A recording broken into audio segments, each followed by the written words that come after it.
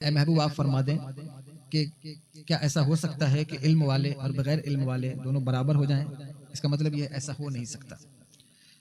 کبھی بھی سیکھنے والے اور نہ سیکھنے والے برابر نہیں ہو سکتے. علم والے عالم اور جاہل برابر نہیں ہو سکتے. حضور سرور دو عالم صلی اللہ تعالی علیہ وآلہ وسلم نے ارشاد فرمایا کہ فضل العالم علی العابد کفضلی علی ادناکم. فرمایا کہ ایک عالم کی فضیلت جاہل پر نہیں، عابد پر، شب زندہ دار پر، جو راتوں کا عبادت گزار ہے. فرمایا اس پر عالم کی فضیلت ایسے ہی ہے جیسے میری فضیلت تم سے ادنا پر ہے. تو اس لیے علم کی اہمیت کو سمجھیے، اور جو قوم علم کی اہمیت کو سمجھتی ہے وہ علم کی طرف پیش قدمی کرتی، اور جو علم کی اہمیت کو نہیں سمجھتی وہ علماء کی اہمیت کو بھی نہیں سمجھتی. اس کا ایک ذرا کم کر دیجیے گا. جو علم کی فضیلت کو نہیں سمجھے گا وہ علماء کی فضیلت کو بھی نہیں سمجھے گا. کیونکہ جب اس کو پتا ہوگا کہ علم کتنی قیمتی چیز ہے تو وہ جانے گا کہ یہ چیز اس کے پاس ہے، گویا یہ بھی ایک قیمتی چیز ہے، یہ بھی ایک قیمتی شخصیت ہے. اس لیے علم کی فضیلت کو سمجھیے اور جانیے کہ علم کی اہمیت کیا ہے. میں اکثر تقریروں میں کہا کرتا ہوں کہ انسان تو انسان ہے، جانور بھی اگر سیکھ جاتا ہے تو وہ بھی ممتاز ہو جاتا ہے، اس کو بھی ایک حیثیت حاصل ہو جاتی ہے. دیکھیے جو عام کتا ہے آپ کے بازار میں، گھر میں، گاؤں میں، اگر وہ کسی جانور کا شکار کرے تو وہ شکار آپ کے لیے جائز نہیں ہے. لیکن ایک وہ کتا جس کو شکار کرنا سکھایا گیا ہے، جس کو اس کی تربیت دی گئی ہے، یعنی ٹرینڈ کیا گیا ہے، ٹریننگ دی گئی ہے، وہ اس کتے کے شکار کا حکم الگ ہو جاتا ہے. کیا وجہ کیا ہے؟ کیونکہ اس نے سیکھ لیا ہے.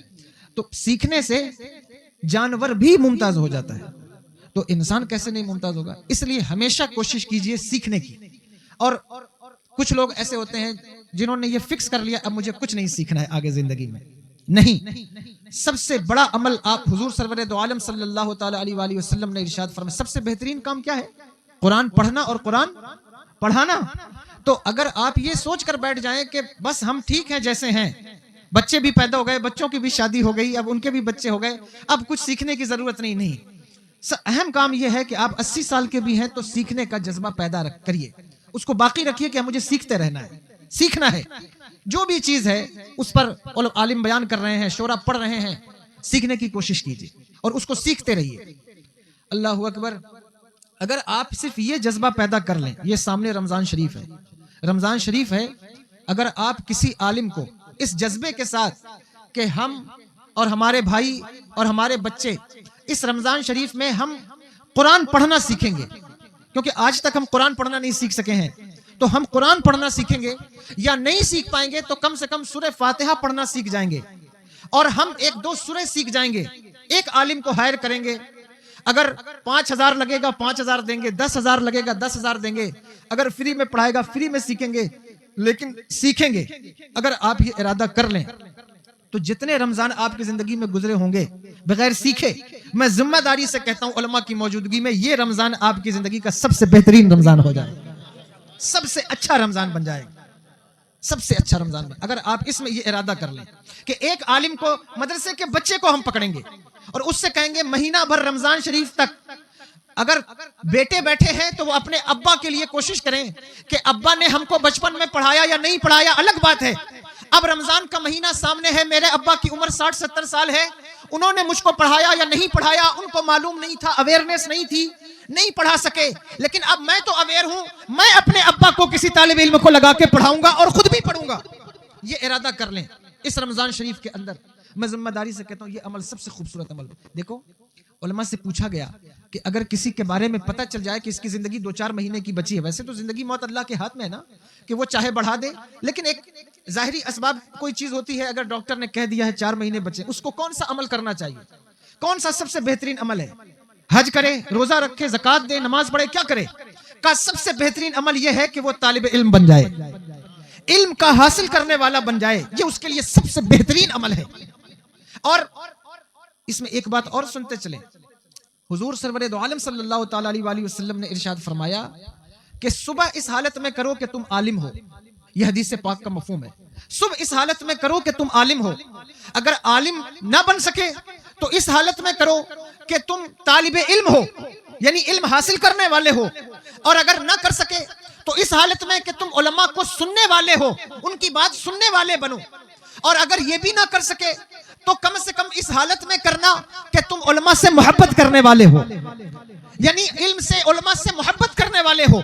فرمایا ولا تکون الخامس، پانچواں مت بننا، یعنی علماء سے دشمنی رکھنے والے مت بننا، علماء سے بغض رکھنے والے مت بننا، علماء سے حسد رکھنے والے مت بننا، ان کی چغلی کرنے والے، ان کی غیبت کرنے والے، ان کو گالی دینے والے، ان کو حقیر جاننے والے، ان کو کمتر جاننے والے نہ بننا۔ یہ میں نہیں کہہ رہا ہوں، ہمارے اور آپ کے آقا کا ارشاد ہے کہ صبح اس حالت میں کرو کہ تم عالم ہو یا علماء سے سیکھنے والے ہو، ان کی صحبت میں بیٹھنے والے ہو یا علماء سے محبت کرنے والے ہو، پانچواں نہ بننا، کیونکہ پانچواں بننے والا ہلاک ہو جاتا ہے، وہ برباد ہو جاتا ہے۔ اس لیے اگر بننا تو یہی چار بننا، پانچواں نہ بننا۔ علم سے محبت کرنے والے بنو، علماء سے محبت کرنے والے بنو، جہاں کوئی عالم ملے اس سے پیار۔ دیکھو انسان کی زندگی میں جو انقلاب آتا ہے نا، میں نے یہ بات پڑھی ہے کہ جب کسی کی زندگی میں انقلاب آتا ہے تو سب سے پہلے اس کی زندگی میں جو انقلاب کی شروعات ہوتی ہے وہ علم کی محبت سے ہوتی ہے۔ یہ بات ڈاکٹر اقبال نے بھی لکھی ہے، قلندر لاہوری، علم کی شوق سے اس کی شروعات ہوتی ہے، یہ بات یاد رکھیے۔ اگر آپ یہ سمجھ گئے کہ مجھے سیکھنا ہے یا سیکھنے کا جذبہ پیدا ہو گیا یا دل میں خواہش پیدا ہو گئی تو ایک انقلاب آپ کے اندر کروٹ لینے لگے گا، خود بخود شخصیت کے اندر انقلاب کروٹ لینے لگے گا، اور پھر اس کا نتیجہ نکلے گا، اس کا اثر سامنے آئے گا۔ اللہ اکبر کبیرہ، علم کے ساتھ ساتھ دولت بھی آتی ہے، شہرت بھی آتی ہے، عزت بھی آتی ہے۔ عالم کبھی بھوکا نہیں مرتا۔ جن لوگوں کو یہ خیال ہے کہ اگر علم بچوں کو سکھائیں گے، یعنی اپنے بچوں کو طالب علم بنائیں، مدرسے کا طالب علم بنائیں، تو ان کو کیا ملے گا؟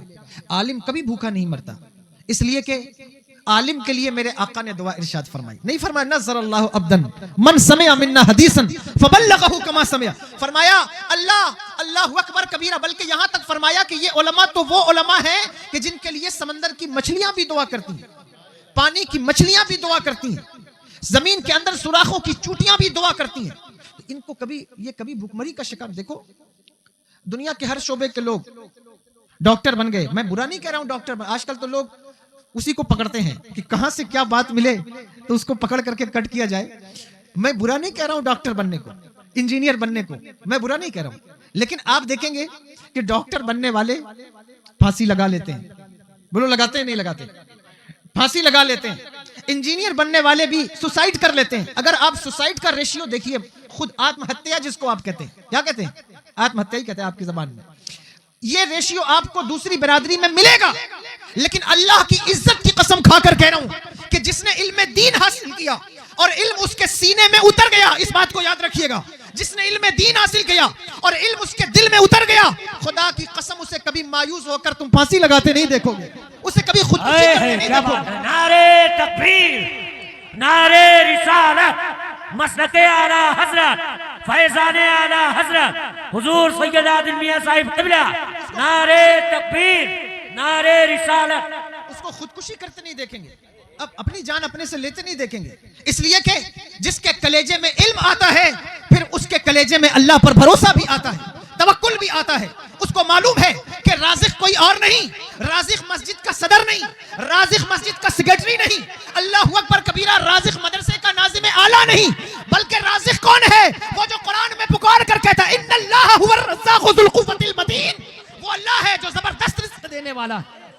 اس کو معلوم ہے، اس کو معلوم وہ رزق دینے والا ہے، اس لیے وہ کبھی خودکشی نہیں کرتا، لیکن علم اس کے سینے میں اترنا چاہیے، علم اس کے دل میں اترنا چاہیے، اس لیے علم کی طرف پیش قدمی کیجیے، علم کی طرف بڑھیے۔ اگر علم حاصل کریں گے ڈپریشن بھی دور ہوگا، علم کی طرف پیش قدمی کریں گے مایوسی بھی دور ہوگی۔ حضرت سلیمان علیہ السلام سے اللہ نے پوچھا تھا نا کہ سلیمان بتاؤ تمہیں علم چاہیے یا حکومت چاہیے یا سرمایہ چاہیے، دولت چاہیے؟ حضرت سلیمان علیہ السلام نے کہا اے میرے مالک مجھے علم چاہیے، علم عطا کر دے۔ جب علم کا فرشتہ آیا تاج علم لے کر، اس کے پیچھے پیچھے حکومت اور دولت کے فرشتے بھی کھڑے تھے، تو حضرت سلیمان علیہ السلام نے کہا اے میرے مالک میں نے تو تجھ سے علم مانگا تھا، پھر یہ حکومت اور دولت کیسے آئی؟ اللہ ارشاد فرمایا اے سلیمان جس کو ہم علم دیتے ہیں اسے حکومت اور دولت فری عطا فرماتے ہیں، جس کو علم دیتے ہیں اسے حکومت بھی عطا کرتے ہیں، اسے بادشاہت بھی عطا کرتے ہیں، اس لیے علم آپ حاصل کیجیے۔ میں نے جو بات کہی کہ رمضان شریف میں آپ کوشش کیجئے کہ ہم کسی عالم کو، طالب علم کو ہائر کریں گے۔ میں نے مصباحی صاحب قبلہ ہیں، یہ ہیں یا عقیل میاں صاحب قبلہ ہیں، ان سے کہہ رکھا ہے، اور یہ پچھلے 2-3 سال سے دارالعلوم یعنی کہ وہاں رضا جامع مسجد میں درس قرآن ہوتا ہے، ظہر کے بعد ہوتا ہے نا۔ درس قرآن کتنا اہم ہے اگر آپ اس کو سمجھ جائیں۔ جو لوگ مدرسے نہیں جا سکے، ساری زندگی مدرسے نہیں گئے، اگر ساری زندگی انہوں نے نہیں پڑھا ہے اور قرآن کو سمجھنے سے قاصر رہ گئے ہیں، اب وہ نہیں سمجھ پائے ہیں، میں ان کو دعوت دیتا ہوں خدا کے لیے اس مہینے بھر کے درس قرآن میں بیٹھنا سیکھ جاؤ۔ سمجھ میں آئے تو بھی بیٹھو، اور نہ سمجھ میں آئے تو یہ کہہ کر بیٹھو اے میرے مالک سمجھ میں نہیں آتا لیکن کلام تیرا ہے، اور اللہ اکبر کبیرہ سنانے والا ایک عالم دین ہے، اور گھر تیرا ہے، مہینہ بھی تیرا ہے، اے میرے مالک بیٹھا ہوں، اگر کچھ سمجھ میں نہ بھی آئے تو اس کی جزا حشر میں عطا کر دینا، وہ جزا عطا فرمائے گا، اس کی برکت عطا فرمائے گا۔ یہ بیٹھیے، بچیاں قرآن پڑھتی ہیں، چونکہ کجرہیا کی اور گاؤں کی بچیاں پہلے مدرسے جاتی تھیں، اب چونکہ حالات بھی اس طرح کے ہو گئے، اب مجھ سے لوگ بار بار کہتے ہیں کہ آپ لڑکیوں کا مدرسہ کب ڈالیں گے؟ ہر گاؤں میں مدرسہ ڈال رہے ہیں، اسکول کر رہے ہیں، لڑکیوں کا مدرسہ کب ڈالیں گے؟ اللہ نے چاہا تو انشاءاللہ جلدی ہی یہ کام ہوگا، اللہ نے چاہا تو جلدی یہ کام ہوگا۔ جو بچیاں پرانی ہیں، بہویں، وہ قرآن پڑھنا جانتی ہیں۔ کجرہیا کی کئی بچیاں مدرسے سے تعلیم لیتی رہی ہیں، اور اس طرح اور یہاں کی رشتہ داری سپیلا ہے، مجھے یاد آ رہا ہے جو اس وقت میرے ذہن میں مستحضر ہے وہ میں عرض کر رہا ہوں، قرآن پڑھنا جانتی ہیں۔ اگر وہ بچیاں یہاں ہوں اور سن رہی ہوں تو میں ان سے کہتا ہوں کہ قرآن ریس نہ لگاؤ کہ ہمیں 10 ختم کرنا ہے، 5 ختم کرنا ہے، نہیں، قرآن پڑھنا سیکھ لیا ہے، اب تمہیں چاہیے کہ قرآن کو صحیح پڑھنا سیکھا ہے یا نہیں، اس بات پر غور کرو، تجوید آتی ہے یا نہیں۔ میں نے حدیث پاک میں پڑھا ہے کہ کچھ قرآن کے قاری ایسے ہیں جب وہ قرآن پڑھتے ہیں قرآن خود ان پر لعنت کرتا ہے، یعنی ان کی تجوید ٹھیک نہیں ہے، مخرج ٹھیک نہیں ہے، تو قرآن خود پڑھنے والے پر لعنت کرتا ہے، اس لیے ان کو چاہیے کہ وہ صحیح قرآن پڑھنا سیکھ جائیں۔ علماء کی تقاریر، ان کے درس قرآن کی محفلیں آن لائن بھی چلتی ہیں، یا دیوسر میں جو درس قرآن ہوتا ہے وہ بھی میرا خیال ہے کہ شاید وہ چلتا ہے آن لائن، تو اگر بچیاں اس کو آن لائن چلا کر بیٹھ جائیں اور وہاں قرآن پڑھنا اور قرآن کو سمجھنا سیکھ جائیں تو یہ علم کی طرف پیش قدمی ہوگی، اس کی جزا اللہ انہیں بھی دے گا، اور اللہ اکبر کبیرہ ان کی کوکھ سے جو اولاد پیدا ہوگی اللہ اس کو بھی اس کی جزا عطا فرمائے، اس کی برکت عطا فرمائے۔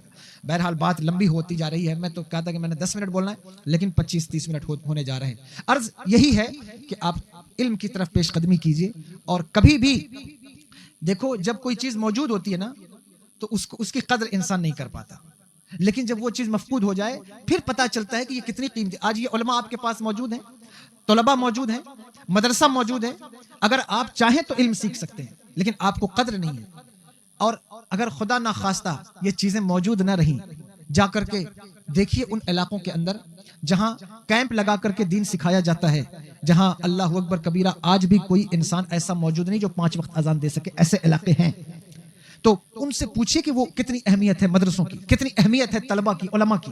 یہاں چونکہ کثرت سے ہیں، اور یہ اللہ اکبر حضور خلیق ملت کا فیضان ہے کہ جس گھر میں جائیے اس گھر میں علماء ہیں، حفاظ ہیں، قراء ہیں، شورا ہیں، خطبہ ہیں، اللہ اکبر۔ اس لیے ان کی ناقدری نہ کرو، ناقدری کرنے کے بعد پھر پتہ چلتا ہے جب وہ چیز ختم ہو جائے، موجود نہ رہے، پھر اس کا احساس ہوتا ہے۔